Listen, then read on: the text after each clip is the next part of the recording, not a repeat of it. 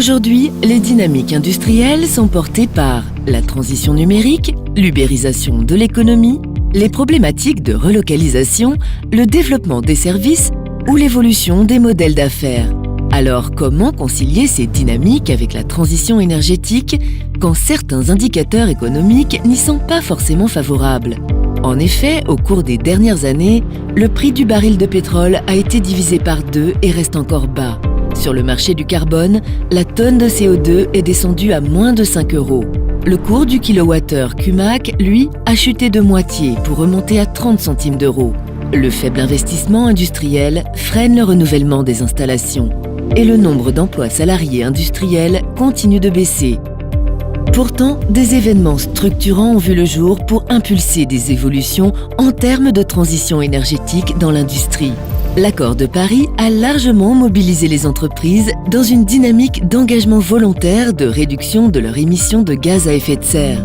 C'est dans ce cadre que l'ADEME et le Carbon Disclosure Project ont lancé le dispositif ACT afin d'évaluer les stratégies bas carbone des entreprises et attirer les investisseurs. Mais également la loi Transition énergétique pour une croissance verte qui donne un nouveau cadre ambitieux à la politique énergétique française.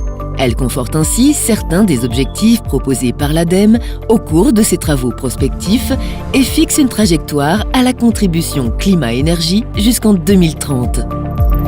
Par ailleurs, les acteurs industriels s'organisent.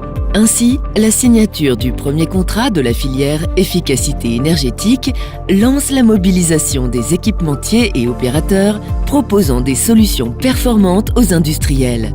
Le plan Industrie du futur, quant à lui, engage les entreprises à moderniser leur outil de production, notamment par le numérique, mais aussi par l'amélioration de leur performance énergétique. Ainsi, dès aujourd'hui, l'industrie de demain se construit dans le cadre de la transition énergétique. Des dispositifs aussi bien obligatoires que financiers sont déjà disponibles. Avec le doublement des objectifs du dispositif des C2E, l'obligation de réaliser un audit énergétique pour les grandes entreprises et la fin des tarifs de vente d'électricité et de gaz permettant aux industriels de mieux anticiper leurs besoins énergétiques. Ou l'abattement de taxes pour les industriels électro-intensifs qui réalisent des plans de performance énergétique. Côté financement, bien des guichets existent, portés par la BPI, l'Europe, ou bien des financements régionaux ou privés.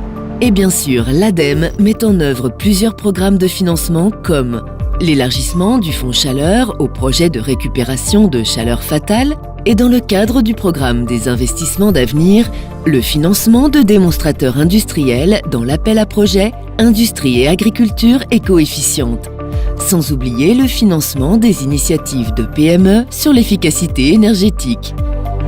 En résumé, des événements fondateurs, des mesures politiques et des initiatives privées sont là pour vous accompagner dans la transition énergétique.